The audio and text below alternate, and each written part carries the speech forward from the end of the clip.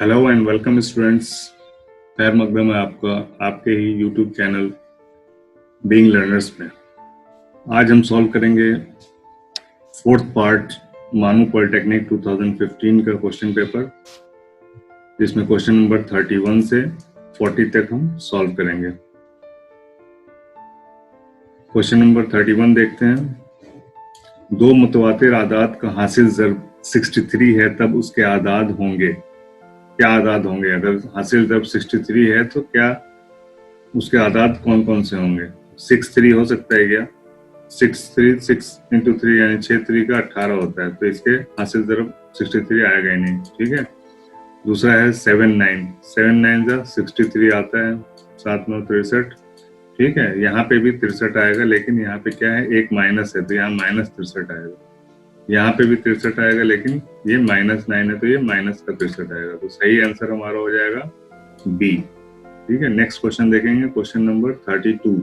अगर A B C HP में हो तब B इक्वल टू क्या होगा? तो HP आपको अगर पता नहीं है तो मैं बता दूं, HP होता है हार्मोनिक प्रोग्रेशन। ठीक है, एक होता है अर्थमेटिक प्रोग्रेशन, एक होता है ज्योमेट्रिक प्रोग्रेशन, और तीसरा होता है हार्मोनिक प्रोग्रेशन। हार्मोनिक प्रोग्रेशन उसको कहते हैं कि अगर A B C ये अगर हार्मोनिक प्रोग्रेशन में है तो 1/A 1/B और 1/C ये AP में होंगे। ठीक है, ये AP में होंगे। इसका ये डिफिनेशन है। HP का मतलब क्या होता है? अगर कुछ टर्म्स HP में है तो उनका रेसिप्रोकल यानी 1/, ठीक है, उनका रेसिप्रोकल AP में होता है। तो इसी AP से हम AP का फॉर्मूला आपको पता है। AP में क्या होता है?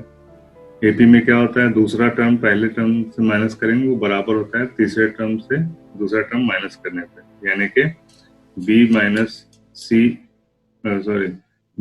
A is always equal to C minus B। ठीक है, तो इसी का इस्तेमाल करते हैं हम यहाँ से B फाइंड करेंगे। तो अभी हमारे पास क्या है, ABC नहीं, 1/A 1/B 1/C है। तो इसी तरह हम कर लेंगे, क्या करेंगे, 1/C minus 1/B is equal to क्या हो जाएगा, 1/B माइनस 1/A। ठीक है, इसको सॉल्व करेंगे हम, क्या हो जाएगा, ये हमारा हो जाएगा CB, यहाँ पे LCM CB हो जाएगा। ठीक है, यहाँ हो जाएगा B माइनस का C इज इक्वल टू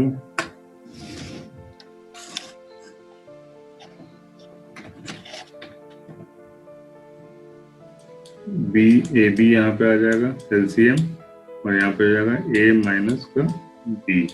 ठीक है, B से ये B कट जाएगा, क्या बचेगा हमारे पास, BC है। क्रॉस मल्टीप्लिकेशन कर लेंगे तो A से मल्टीप्लाई होगा तो AB, फिर C से मल्टीप्लाई होगा तो माइनस AC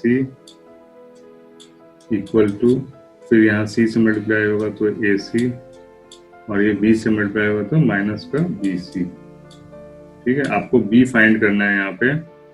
ठीक है, यहाँ पे B फाइंड करना है तो हम B वाले टर्म्स को एक तरफ ले लेंगे। B यहाँ पे है, B यहाँ पे, तो AB प्लस BC, ठीक है, इज इक्वल टू क्या हो जाएगा, AC है यहाँ पे, माइनस AC इधर आएगा तो 2AC हो जाएगा। ठीक है, यहाँ से B कॉमन ले लेंगे तो क्या बचेगा, A प्लस C बचेगा यहाँ पे, तो 2AC divided by A plus C। ठीक है, तो ये आपका आंसर हो गया। B इज इक्वल टू ये आ गया, B is equal to 2AC upon A plus C।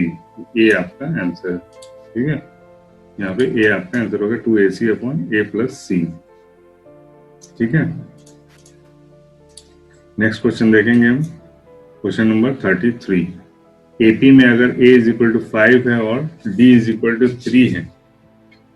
3 हो तब T10 क्या होगा? यानी 10th टर्म आपको निकालना है। यहाँ पे 10th टर्म कैसे निकलेगा? तो टर्म निकालने का क्या है फॉर्मूला,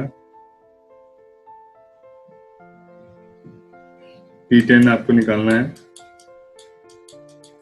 तो A plus N minus 1 D होता है। ठीक है, ये होता है आपका फॉर्मूला। तो A क्या है यहाँ पे आपका 5 है। ठीक है, 5 प्लस N माइनस 1 यानी कि 10 माइनस 1 9 हो गया। ठीक है, तो 9 इंटू D यानी कि 3।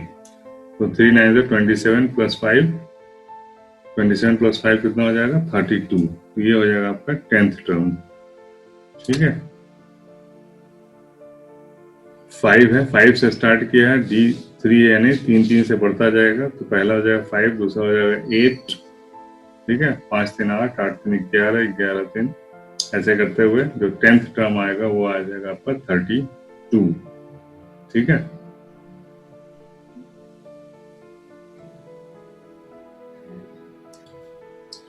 नेक्स्ट क्वेश्चन देखेंगे हम, क्वेश्चन नंबर 34। 4 और 36 का ज्योमेट्रिक प्रोग्रेशन, ज्योमेट्रिक मीन क्या है? ठीक है, ज्योमेट्रिक मीन क्या होता है? ज्योमेट्रिक मीन का मतलब होता है कि आपको जितने भी टर्म्स हैं जो दिए हुए हैं इन सबको मल्टीप्लाई कर देना है और उसका रूट निकाल देना है। रूट कितना होगा, स्क्वायर रूट होगा या क्यूब रूट होगा, क्या होगा, वो डिपेंड करता है आपके कितने टर्म्स हैं। ठीक है, 2 टर्म्स हैं तो स्क्वायर रूट होगा। ठीक है, और अगर 3 टर्म्स हैं तो क्यूब रूट होगा, 4 टर्म्स हैं तो 4th रूट होगा, 5 टर्म्स हैं तो 5th रूट होगा।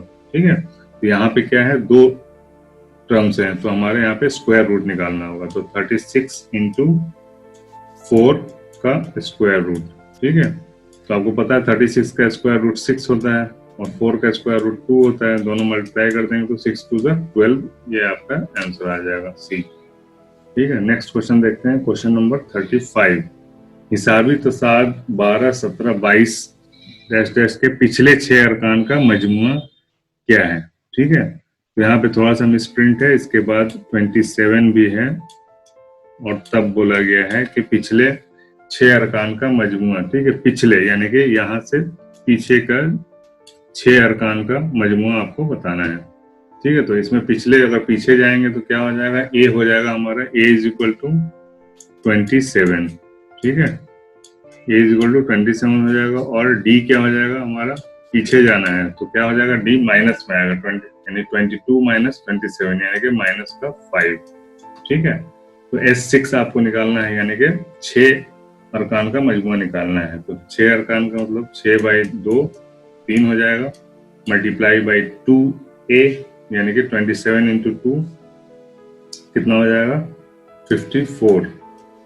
ठीक है, 2 7 14 का 4 हासिल 1, 2 to the 4 1 5। उसके बाद माइनस का आ जाएगा क्योंकि -5 है तो 5 इंटू और ये 6 माइनस 5 क्या, 6 माइनस 1 कितना हो जाएगा 5 यानी n-1 5 हो गया इंटू 5।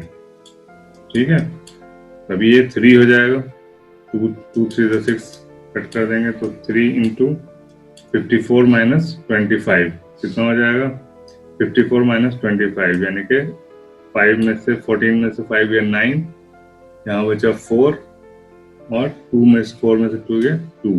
ठीक है, 29, 3 9 जा 27 का 7 हासिल 2, 3 2 6 प्लस 2 8। ठीक है, तो 87 यहाँ पे आपका करेक्ट आंसर आ जाएगा। ठीक है, नेक्स्ट क्वेश्चन देखेंगे हम, क्वेश्चन नंबर 36। 3 4 6 P75 का औसत P है तब P की कदर क्या होगी? ठीक है, इसमें इसका जो औसत है वो P है तो P की वैल्यू क्या आएगी? तो आपको पता है औसत कैसे निकालते हैं, सबको जोड़ देते हैं।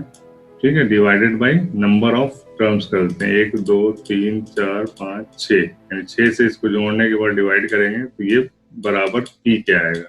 ठीक है, तो जोड़ने के बाद क्या हो जाएगा, ये 4 3 7, 7 और 7 14, 6 20, 5 25। ठीक है, तो 25 प्लस का P, ठीक है, divided by 6 is equal to P। ठीक है, divided by 6 is equal to P, तो 6 इधर चला जाएगा तो 25 plus P is equal to 6P। ठीक है, 25 plus P is equal to 6P। ठीक है, तो 25 इज इक्वल टू हो जाएगा 5P यानी कि P इज इक्वल टू आपका 5 आ गया। ये हो गया आपका आंसर P 5। ठीक है, नेक्स्ट क्वेश्चन देखेंगे हम, इसको थोड़ा डिलीट कर लेते हैं। नेक्स्ट क्वेश्चन क्या है, नेक्स्ट क्वेश्चन है हमारा हिसाबी तसाद -5 -8 -11 का मुश्तरका फर्क क्या है, यानी कॉमन डिफरेंस क्या है। कॉमन डिफरेंस कैसे करते हैं हम, दूसरे को पहले से माइनस करते हैं, तो -8 माइनस ऑफ -5, ठीक है, तो क्या हो जाएगा, माइनस ऑफ माइनस प्लस हो जाएगा, ठीक है, तो -8 + 5 इज इक्वल टू -3, ठीक है, ये यहाँ पे आपका आंसर हो जाएगा। नेक्स्ट क्वेश्चन देखेंगे हम, क्वेश्चन नंबर 38। इसमें क्या है, नंबर दिए हुए हैं, आदाद के औसत हिसाब यानी एवरेज मालूम करना है। यहाँ तीनों लाइन से क्वेश्चन है, 38, 39, 40, ठीक है। यहाँ पे एवरेज है यानी कि मीन है, फिर मीडियन है, फिर मोड है, ठीक है। मीन में आपको पता है क्या होता है, मीन में सीधा एवरेज निकाल देते हैं, जितने नंबर हैं उस सबको जोड़ के उतने से डिवाइड कर देना, 1 2 3 4 5 6 यानी 6 के इसको डिवाइड कर देंगे, तो जो भी आएगा वो हो जाएगा आपका एवरेज। मीडियन में क्या होता है, जो इसको पहले छोटे से बड़े में इसको लिखते हैं, उसके बाद उसका बीच का निकाल लेते हैं, वो मीडियन हो जाता है। मोड क्या होता है, जो सबसे ज्यादा बार आता हो वो उसको हम मोड कहते हैं। तो सबसे 38 का देख लेते हैं क्या आएगा, 3 1 4 5 9 9 9 18 18 18 और 7 25 25 और 10 35 और 1 36, तो 36 divided by 6 is equal to 6 आ गया आपका एवरेज, ठीक है। 39 में वस्तानिया यानी कि मीडियन, वस्त में यानी दोनों से आप इंग्लिश और उर्दू दोनों से आप याद रख सकते हैं, मिड, मिड मतलब होता है बीच का, ठीक है, मीडियन, और वस्त, वस्त मीन्स होता है, वस्त मीन्स भी बीच का होता है, तो वस्तानिया, ठीक है। तो वस्तानिया कैसे करेंगे इसको, पहले वस्तानिया ऐसे नहीं निकाल सकते, वस्तानिया के लिए आपको जो भी आपके डेटा है उसको यानी कि बढ़ते हुए या घटते हुए तरीके से लिखना पड़ेगा, ठीक है। तो सबसे छोटा है इसमें 6 है, ठीक है, उसके बाद क्या है 8 है, ठीक है, उसके बाद 12 है, फिर 18 है, उसके बाद 21 है, उसके बाद फिर 30 है, ठीक है। तो कितने टर्म्स आप गिन लेंगे, नहीं तो कंफ्यूजन हो जाता है। 1 2 3 4 5 6 टर्म्स हैं, 1 2 3 4 5 6 टर्म है, तो 3 इधर 3 इधर, तो बीच का कैसे निकालेंगे, बीच के दोनों को जोड़ के हम उसको 2 से डिवाइड करेंगे, जो आएगा वो हमारे बीच का होगा, यानी कि 2 इधर छोड़ दिया, 2 इधर, 12 और 18 2 आ गए, 12 18 कितना हो गया, 10 10 20 10 30, 30 डिवाइडेड बाई 2 यानी कि आपका वस्तानिया हो गया 15 डी, ठीक है। लास्ट क्वेश्चन है हमारा क्वेश्चन नंबर 40। इसमें मोड आपको पता करना, जो सबसे ज्यादा बार आया हो, तो यहाँ से देख लेते हैं 12 कितने बार आया है, 1 और 2 बार आया है, 8 कितने बार आया है, 1 2 3, ठीक है, तो 3 जो आया है उसको हम लिख लेते हैं 8 3 बार आया है। 10 कितने बार आया, 1 ही बार आया, 4 1 2 2 बार आया है, ठीक है। 12 हो गया, 8 हो गया, 6 1 ही बार आया, 5 1 ही बार आया, तो सबसे ज्यादा बार 8 आया, तो 8 हो गया आपका मोड यानी कि बहतानिया। बहतानिया मतलब यानी बहुत जो होता है उसको हम बहतानिया बोलते हैं, ठीक है। और यहाँ पे आप याद रखने के लिए यूज कर सकते हैं, इंग्लिश में अगर आपको यूज करना है तो MORE होता है, मोड, यानी जो सबसे ज्यादा हो उसको हम मोड बोलते हैं, तो मोड से मोड आप याद रख सकते हैं। तो बरतानिया में सबसे ज्यादा बार जो आया हो डेटा उसको हम मोड बोलते हैं, ठीक है। तो उम्मीद करता हूँ कि आपको मेरा वीडियो पसंद आया होगा, पसंद आया तो लाइक कीजिए, शेयर कीजिए, और जो भी लोग डायरेक्ट जूम क्लासेस में पढ़ना चाहते हैं डायरेक्ट मुझसे कांटेक्ट कीजिए। मेरा व्हाट्सएप ग्रुप का डिस्क्रिप्शन में दिया हुआ लिंक, उससे आप ग्रुप ज्वाइन कर सकते हैं। जूम ग्रुप अलग है जूम क्लासेस का, और फ्री में जो क्लासेस होते हैं वो व्हाट्सएप ग्रुप है वो अलग है, ठीक है। दोनों व्हाट्सएप ग्रुप ही है, एक पेड चैनल है और एक फ्री है। पेड का में भी आप ज्वाइन कर सकते हैं, फ्री में भी ज्वाइन कर सकते हैं, ठीक है। तो आप डायरेक्ट कांटेक्ट करें अगर आपको पढ़ना है तो। मिलते हैं फिर नेक्स्ट वीडियो में, तब तक के लिए have a nice day, good bye.